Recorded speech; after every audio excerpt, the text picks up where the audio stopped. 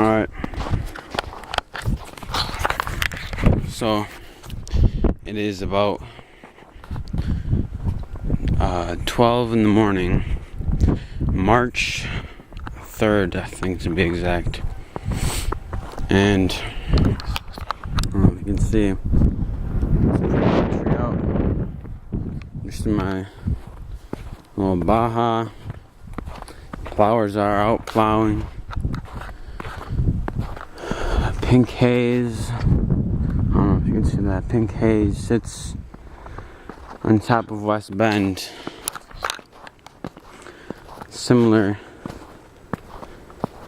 because it never leaves. It never leaves like the smell of liquor on an alcoholic's breath.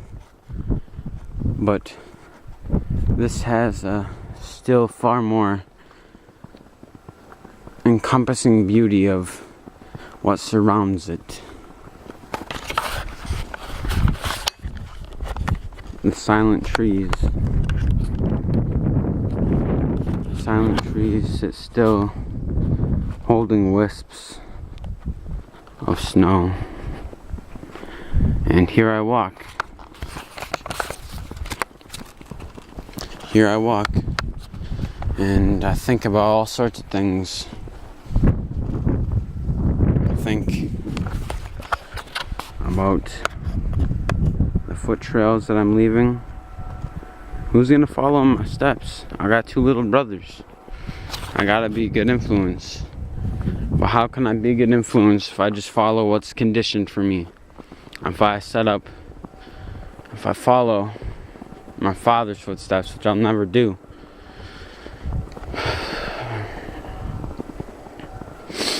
It seems like when we go through our trials and pains that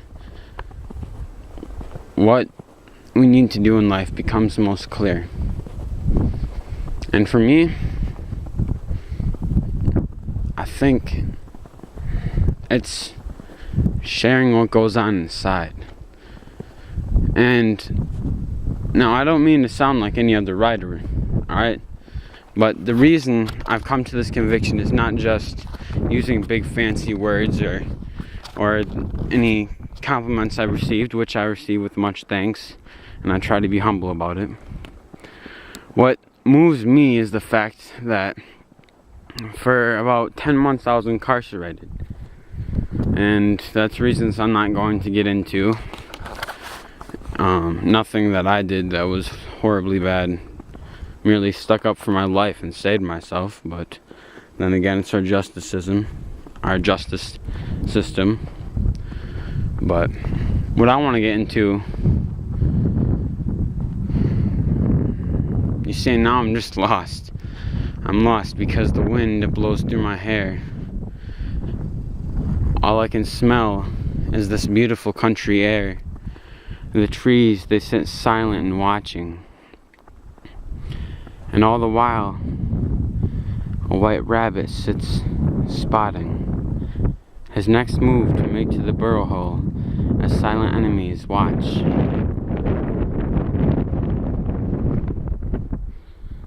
Still houses sit in their night. Lone poets stand and they videotape while recording their voice, trying to recreate and fill the void. Something that's been done long before in ages past. Poets standing at feasting tables, spewing their last. Lyrics about epic kings fallen in battle. But me, I tell you about a canoe without a paddle. And maybe that's me, just drifting in a river, psychedelic truth. Maybe it's me, the white flag that doesn't mean truce. I've become so humble that the word has lost its meaning. It's like I'm the newly planted seed. The leaves are just greening. It's not spring, and everybody else is behind, still in the dirt, but I'm past the grind. I move faster so that they can claim that I'm slow. But maybe it's because I'm a young soul born old. And yes, It's cold out here. You can see the lights shimmer in the distance. But I'm a poet. I retain that persistence. The sky is bleary with multi-spectred hues. I'm emerging out of a shadow where all I saw was black and blues. And that represents the hate and sadness that I've had to deal with nearly 17 years. I tried everything. I tried drugs, beer. Nothing will keep me away from the fact that I have to overcome my fear. See, I don't consider myself a victim. I consider myself a survivor. Strong breeze gushes past my head. Call me alive, but still I'll stand. I have to stand and remain firmly grasped what I have in my hand. It's what I hold in my soul, what I long to shout and scream to everyone so that I can see it last. That to understand the truth, we must first look in the past. It's quite simple. As I walk with this camera in my hand, trying to explain what belongs within my soul, that I might shout right there. It's the words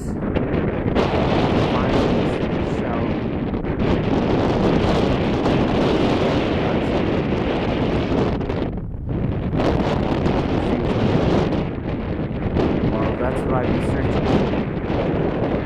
The missing half. Some might dog me and laugh, but still I'll hold my staff. I'll stand firm and strong, no matter how many years it might take. Sometimes I feel as if I'm the chalk and life is an empty slate. My words echo boundless through this white horizon. I stand here with the camera in my hand, speaking and deciding. It's a lifelong process that we take to determine what your life truly speaks. But me, I've already found, so now it's yours. Life is about the conscious evolution of the mind. How you create perception, not how you die.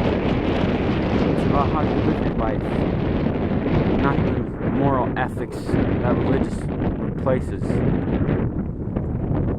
It's about the people you make smile, not how many faces. It's the people you go close to, like the sun goes close to the earth in the solstice.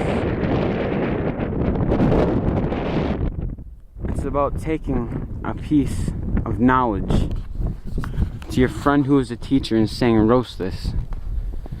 Let us dissect this delicacy and taste the morsels of the bread of knowledge and life.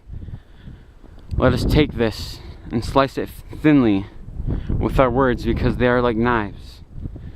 And these knives I choose to cut bread, not to cut other human flesh, that I may. I know I'm not perfect, but I don't see in black and white, I see in gray.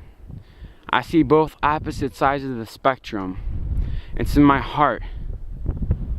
It's where I erect them. It's where the resurrection takes form and place, and it's a temple for the Holy Spirit to live in me by grace. It's the thing that saves me from every time I've longed to leap into the darkness of the abyss. It's the love that you find in presents that kids wish to get on Christmas. And it's not by the child that I had, but rather the bad one